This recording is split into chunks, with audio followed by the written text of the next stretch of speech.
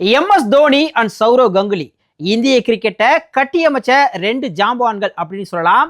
அப்படி இருக்கும்போது team Dada and team தலை இவங்க ரெண்டு டீம் மோதினா எப்படி இருக்கும் அப்படிங்கிற ஒரு சுவாரஸ்யமான கற்பனை தான் இந்த வீடியோ ரொம்பவே இன்ட்ரெஸ்டிங்கா இருக்க போது முழுசா பாருங்க. தாதா இந்திய கிரிக்கெட்டுக்கே ஒரு புது உருவத்தை கொடுத்தாரு அப்படின்னா இந்திய அணி வச்சு நிறைய சாதனைகளை படைச்சாரு தலை தோனி. ஸோ இந்த ரெண்டு பெஸ்ட் கேப்டன்ஸ் கீழே ரெண்டு ஓடிஐ டீம் வந்து கட்டமைக்க போறோம். அதுல எந்த டீம் ஸ்ட்ராங்கா இருக்கு அப்படிங்கிறத நீங்க வந்து கெஸ் பண்ணுங்க. இதுல முக்கியமான விஷயம் பார்த்தோம் அப்படின்னா நிறைய கீ பிளேயர்ஸ் ரெண்டு கேப்டன் கீழையும் சூப்பரா பர்ஃபார்ம் பண்ணிருக்காங்க. ஸோ அந்த மாதிரி பட்சத்துல அவங்களுடைய பீக் ஃபார்ம் வந்து எந்த கேப்டன் கீழே இருந்திருக்கு அல்லது எந்த கேப்டனுக்கு நிறைய அச்சீவ் பண்ணி கொடுத்துருக்காரு அப்படிங்கிறத பொறுத்து அவரை வந்து அந்த டீம்ல வந்து நம்ம ஆட் பண்ணிக்கலாம். ஸோ இப்போ முதல்ல டீம் தாதா பார்த்தலாம். இவங்களுடைய ஓப்பனிங் காம்பினேஷனை பொறுத்த வரைக்கும் சச்சின் டெண்டுல்கர் அண்ட் வீரேந்திர சேவாக் டவுட்டே கிடையாது. இந்தியாவை பொறுத்த வரைக்கும் one of the best blockbuster opening combo அப்படின்னு சொல்லலாம். ஸோ இந்த இடத்துல செகண்ட் தாட் வருதுன்னா நம்ம கம்பீர் யோசிக்கலாமா அப்படின்னு தோணலாம். பட் அவர் பார்த்தோம் அப்படின்னா டெபியூட் ஆனது கங்குலிக்கு கீழே தான். பட் நிறைய மேட்சஸ் வந்து தோனிக்கு கீழே தான் ஆடி இருக்காரு. ஸோ அவரு டீம் தலையில இடம் பிடிக்கிறாரான்னு பார்க்கலாம். ஸோ இந்த டீமை பொறுத்த வரைக்கும் ஓப்பனிங் லாக் சச்சின் டெண்டுல்கர் அண்ட் வீரேந்திர சேவாக். ஒன் டவுனை பொறுத்த வரைக்கும் கேப்டன் இட்செல்ஃப் கங்குலி தான் விளையாட போறாரு. No doubt. நம்பர் 4ல பார்த்தோம் அப்படின்னாக்க தி வால் ஆஃப் இந்தியன் கிரிக்கெட் ராகுல் டிராவிட். ஸோ அவர் தான் நம்பர் 4 ஆடுவாரு. ஸோ விக்கெட் கீப்பர் பார்த்தோம் அப்படின்னாக்க கங்குலி காலகட்டத்தில் தோனி மாதிரி ஒரு ஸ்டாண்டர்ட் விக்கெட் கீப்பர் வந்து கிடைக்கல அப்படி சொல்லலாம். ஸோ அப்படி இருக்கும்போது நம்ம இங்கே வந்து கங்குலி டீம்ல தோனி விளையாட வைக்க முடியாது. ஏன்னா தோனி அடுத்த டீம் வந்து லீட் பண்ண போறாரு. ஸோ இந்த டீமை பொறுத்த வரைக்கும் கங்குலி பீரியட்ல ஒரு பெஸ்ட் விக்கெட் கீப்பரா இருந்தவர் அப்படின்னு பார்த்தோம்னா அது கண்டிப்பா ராகுல் டிராவிட் தான். என்னதான் பார்ட் டைம் விக்கெட் கீப்பரா இருந்தாலும் அவருடைய ரோல் அவர் நல்லா பண்ணாரு. ஸோ இந்த டீமுக்கும் அவர் தான் விக்கெட் கீப்பர்.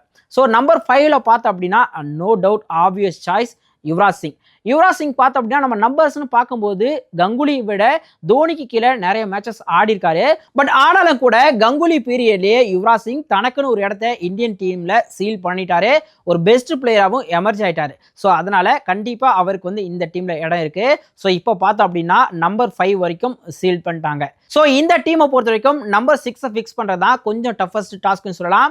ஏன்னா அந்த காலகட்டத்தில் பார்த்தோம்னா கிரிக்கெட் இந்த அளவுக்கு மாறல. இப்போ மாடர்ன் டே கிரிக்கெட்ல பார்த்தோம்னாக்க மிடில் ஆர்டர்ல ரொம்பவே அதிரடியான பிளேயர்ஸ் நம்ம பார்க்குறோம். பட் அந்த காலகட்டம் வேறையா இருந்தது. ஸோ அந்த இடத்துல கங்குலிக்கு நிறைய சக்சஸ் கொடுத்த நம்பர் 6ல விளையாடக்கூடிய அந்த பேட்ஸ்மேன் பார்த்தோம்னா அது கண்டிப்பா முகமது கைஃப் தான். அதிரடியா ஆடக்கூடிய பிளேயர் கிடையாது. பட் ஆனால் கேம் வந்து நிறைய ஃபினிஷ் பண்ணி கொடுத்துருக்காரு கங்குலி காலகட்டத்தில். அதே மாதிரி நல்ல நம்பர்ஸும் வச்சிருக்காரு அண்ட் எக்ஸ்ட்ராடனரி ஃபீல்டர். ஸோ அதனால கண்டிப்பா கைஃப்க்கு தான் நம்ம இடம் கொடுத்தாகணும். ஸோ நம்பர் 6 வந்து கைஃப் இருக்காரு. ஸோ அடுத்து ஆல்ரவுண்டர் ஸ்பாட்ல பார்த்தோம் அப்படின்னா அந்த காலகட்டத்தில் இப்போ கபில் தேவ் மாதிரி ஒரு ஆல்ரவுண்டர் வந்து இந்தியா தொடர்ந்து தேடிட்டே இருந்தாங்க. பேஸ் பவுல் பண்ற ஆல்ரவுண்டர் கிடைக்கிறதே மிகப்பெரிய விஷயமா இருந்தது. ஸோ ஒரே ஒரு சாய்ஸ் இர்ஃபான் பத்தார் மட்டும்தான். பட் இதுல ஒரு டவுட் என்னன்னா இவர் வந்து கங்குலியை விட தோனிக்கு நிறைய மேட்சஸ் ஆடி இருக்காரு. பட் எந்த இடத்துல எஃபெக்டிவா இருந்தாருன்னு பார்த்தோம் அப்படின்னாக்க கங்குலி காலகட்டத்தில் ஒரு நல்ல பவுலரா இருந்தாரு. பட் ஆனால் தோனி காலகட்டத்தில் அவர் ஒரு பேட்டிங் ஆல்ரவுண்டராக கொஞ்சம் வந்து மாற ட்ரை பண்ணாரு. ஸோ இப்படி இருக்கும்போது கண்டிப்பா கங்குலி டீம்ல வந்து இர்ஃபானுக்கு வந்து இடம் இருக்கும். ஸோ ஒரு நல்ல ஸ்ட்ரைக் பவுலர், நல்ல ஸ்விங் பண்ணக்கூடியவர். ஸோ அவர் வந்து நம்பர் 7ல இருக்காரு. அடுத்து நம்பர் 8 and 9ல பார்த்தோம்னா ரெண்டு சுழற்பந்து ஜாம்பவான்கள் இருக்காங்க. ஒன்னு அனில் கும்ப்ளே, இன்னொன்னு ஹர்பஜன் சிங். இதுல ஹர்பஜன் சிங் ஓரளவுக்கு பேட்டிங்லயும் கான்ட்ரிபியூட் பண்ணக்கூடியவர். ஸோ அவரை வந்து நம்ம நம்பர் 8ல வைக்கலாம். பட் அதுக்கு முன்னாடி ஹர்பஜன் சிங் பார்த்தோம்னா டெபியூட் ஆனது கங்குலிக்காக இருந்தாலும் கூட தோனிக்காக தான் நிறைய மேட்சஸ் விளையாடி கொடுத்துருக்காரு யுவராஜ் சிங் மாதிரி. பட் ஆனாலும் கூட கங்குலி பீரியட்லயே அனில் கும்ப்ளே மாதிரி ஒரு ஜாம்பவான் இருக்கும் போதே தன்னுடைய பொசிஷனை வந்து நிலைநிறுத்திக்கிட்டாரு. ஸோ அதனால கண்டிப்பா இந்த டீம்ல ஹர்பஜனுக்கும் இடம் இருக்கு. ஸோ நம்பர் 8ல ஹர்பஜன், நம்பர் 9ல no doubt Anil Kumble. So அடுத்து ரெண்டு பிளேஸ்க்கு ரெண்டு ஃபாஸ்ட் பவுலர்ஸ் தேவை. இதுல கண்டிப்பா ஒரு ஃபாஸ்ட் பவுலர் ஜாகிர் கான் தான். ஜாகிர் கானும் ரெண்டு பேருடைய கேப்டன்ஸ்லையும் விளையாடி இருக்காரு. பட் இருந்தாலும் கூட அவரும் கங்குலி டீம்ல ஒரு முக்கியமான பவுலரா இருப்பாரு அப்படிங்கிற நோ டவுட். இவருக்கு முன்னாடி நிறைய ஃபாஸ்ட் பவுலர்ஸ் இருந்திருக்காங்க. குறிப்பா சொல்லணும்னா ஜவஹர் ஸ்ரீநாத், வெங்கடேஷ் பிரசாத் மாதிரி நல்ல ஜாம்பவான்கள் இருந்திருக்காங்க. பட் அவங்க எல்லாரும் இவர் விளையாடின அளவுக்கு கங்குலி கேப்டன்ஸ் விளையாடினதில்ல. ஏன்னா அவங்களுடைய லேட்டர் பீரியட்ல இருந்தாங்க. ஸோ கங்குலி கேப்டனா இருக்கும்போது மினிமம் மேட்சஸ் தான் கங்குலி கீழே அவங்க விளையாடி இருக்காங்க. ஸோ அதனால நம்ம கண்டிப்பா ஜகீர் கான் தான் வந்து கொண்டு வரணும். பேலன்ஸ் இருக்கக்கூடிய ஒரு ஸ்பாட்க்கு ஒரு பேஸ் பவுலர் நமக்கு தேவை. இதுல ஆப்ஷன்ஸ்னு பார்த்தோம் அப்படின்னா ஆஷிஷ் நெஹ்ரா அண்ட் அஜித் அகர்கர் இவங்க ரெண்டு பேருக்குள்ள ஒரு மிகப்பெரிய போட்டி இருக்கு. இதுல பார்த்தோம்னா ஒரு படி முன்னாடி நிற்கிறாரு அஜித் அகர்கர். ஏன்னா அவர் வந்து டெபியூட் ஆன காலகட்டத்தில் ரொம்பவே எஃபெக்டிவா இருந்தாரு. இன்னமும் கூட இந்திய அணிக்காக ஃபாஸ்டஸ்ட் 50 விக்கெட்ஸ் இன் ஓடிஐன்னு பார்த்தோம்னா அது அஜித் அகர்கர் தான். அது மட்டும் இல்லாமல் அஜித் அகர்கரால் ஓரளவுக்கு பேட்டிங்கும் பண்ண முடியும். ஸோ அவரை நம்ம நம்பர் 8 பொசிஷனில் கூட ஆட வைக்கலாம். ஸோ 7ல் இர்ஃபான் பதான், 8ல் அகர்கர் அப்படின்னா 9 and 10ல் ஹர்பஜன் சிங் அண்ட் அனில் கும்ப்ளே, 11ல் ஜாகிர் கான். டீம் தாதாவை பொறுத்த வரைக்கும் சச்சின் டெண்டுல்கர், வீரேந்தர் சேவாக், சௌரவ் கங்குலி, ராகுல் டிராவிட், யுவராஜ் சிங், முகமது கைஃப், இர்ஃபான் பதான், அஜித் அகர்கர், ஹர்பஜன் சிங், அனில் கும்ப்ளே அண்ட் ஜாகிர் கான். ஸோ ஒட்டுமொத்தமாக ஒரு பேலன்ஸ்டு டீமாக இருக்குன்னு நான் நம்புகிறேன். ஸோ இந்த டீமை பற்றி நீங்கள் என்ன நினைக்கிறீங்க? அல்லது இந்த டீமில் வேறு யாராவது பிளேயர்ஸ் வந்து கண்டிப்பாக இடம் பிடிச்சிருக்குன்னு நீங்கள் நினைக்கிறீங்களா? அதையும் மறக்காமல் கமெண்ட்டில் சொல்லுங்கள். ஸோ அப்படியே அடுத்த டீமை பார்த்துருவோமா? டீம் தலை. ஸோ இதை பொறுத்த வரைக்கும் பார்த்தோம் அப்படின்னா நம்ம ஏற்கனவே சொல்ல மாதிரி ஓப்பனிங் ஸ்பாட்டில் கம்பீர் வந்து அங்கே வெயிட்டிங்கில் இருக்காரு. பட் இருந்தாலும் கூட கௌதம் கம்பீரை ஓரம் தள்ளிட்டு ஓப்பனிங் பொசிஷனை பிடிக்கிறது ரோஹித் சர்மா அண்ட் ஷிகர் தவான். கௌதம் கம்பீர் ஒரு நல்ல பேட்ஸ்மேன். 2007லேருந்து 11 வரைக்கும் தோனி டீமில் தொடர்ச்சியாக இடம் பிடிச்சிருக்காரு. வைஸ் கேப்டனாக கூட இருந்திருக்காரு. பட் இருந்தாலும் கூட இந்த ஓப்பனிங் பொசிஷனில் பார்த்தோம் அப்படின்னா ரோஹித் சர்மா அண்ட் ஷிகர் தவான் அவரை வந்து ஓரம் கட்டிட்டாங்க. ஸோ இவங்களுடைய பர்ஃபார்மன்ஸ் வந்து இந்த ஓப்பனிங் பொசிஷனில் அவரை விட நல்லாவே இருந்திருக்கு. ஸோ அதனால் கண்டிப்பாக நம்ம வந்து ரோஹித் சர்மா ஷிகர் தவானோடய போவோம். 1 டவுனில் பார்த்தோன்னா டவுட்டே கிடையாது, வேறு யார்? ரன் மெஷின் கிங் கோலி தான். அவர் வந்து நம்பர் 3ல ஆட போறாரு. இந்த 3 ஸ்பாட் மாதிரி நம்பர் 4யும் அவ்வளோ ஈஸியாக நம்மளால சொல்லிட முடியாது. ஏன்னா இதில் வந்து நிறைய டஃப் ஃபைட் இருக்கு.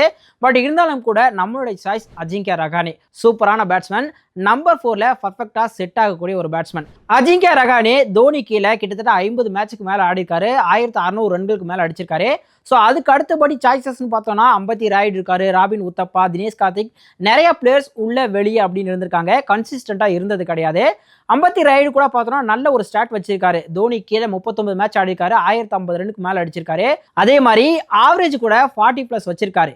இன்னொரு பக்கம் பார்த்தோம் அப்படின்னா ராபின் உத்தப்பாவை பொறுத்த வரைக்கும் மிடில் ஆர்டரில் வந்து அவர் பெருசாக ஆனது கிடையாது. டாப் ஆர்டரில் தான் நிறைய யூஸ் பண்ணியிருக்காங்க. ஸோ இந்த டாப் ஆர்டரில் அவர் கண்டிப்பாக இடம் கிடையவே கிடையாது. அதே மாதிரி தினேஷ் கார்த்திக் கூட பார்த்தோன்னா உள்ள வெளியே அப்படின்னு தான் இருக்காரு. பெருசாக அவருக்கு சான்ஸ் வந்து கிடைச்சதில்ல. பெரும்பாலான மேட்சஸ் வந்து அவர் வந்து பெஞ்சில் தான் உட்காந்துருக்காரு. ஸோ அதனால் அவரையும் நம்ம கன்சிடர் பண்ண முடியாது. ஸோ இந்த டீமில் நம்பர் 4ல நிறைய விளையாடி இருக்கிறது அஜிங்கியா ரஹானே தான். ஸோ நம்மளும் அவரோடைய போவோம். நம்பர் 5 பொறுத்த வரைக்கும் நோ டவுட் சின்னத்தில் சுரேஷ் ரெய்னா. இந்த பொசிஷனில் நம்ம கேள்வி எழுப்பவே முடியாது. ஸோ நம்பர் 6ல ஆப்வியஸாக கேப்டன் கூல் தோனி வந்துருவார். அண்ட் நம்பர் 7 பொறுத்த வரைக்கும் தளபதி ரவீந்திர ஜடேஜா தான். இந்திய அணியில் ஒன் ஆஃப் த பெஸ்ட் ஆல்ரவுண்டர்னு டவுட்டே இல்லாமல் சொல்லலாம். ஸோ அவர் வந்து நம்பர் 7ல இடம் பிடிப்பார். ஸோ ஒரு ஃபாஸ்ட் பவுலர் ஆல்ரவுண்டருக்கு நம்ம போகணும் அப்படின்னு சொல்லி பார்த்தோம்னா நமக்கு வந்து இங்கே ஹர்திக் பாண்டியா இருக்காரு. பட் ஹர்திக் பாண்டியா தோனியோட கேப்டன்சியில் ஓடிஐ ஃபார்மேட்டில் வந்து ரொம்பவே குறைவான மேட்சஸ் தான் ஆடி இருக்காரு. ஸோ அவரை வந்து நம்ம இந்த இடத்துல கொண்டு வரது ரொம்பவே கஷ்டம். ஸோ அதனால் இன்னொரு பிளேஸில் பார்த்தோம் அப்படின்னா இன்னொரு ஸ்பின்னர் இருக்காரு. கண்டிப்பாக அவரை தவிர்க்கவே முடியாது, ரவிச்சந்திரன் அஸ்வின். ஸோ ரவிச்சந்திரன் அஸ்வின் பேட்டிங்லையும் கான்ட்ரிபியூட் பண்ணுவார். ஸோ 8ல் அஸ்வின். பேலன்ஸ் இருக்கக்கூடிய 3 ஸ்பாட்டுமே பேஸ் பவுலர்ஸ் தான் போக போகிறோம்.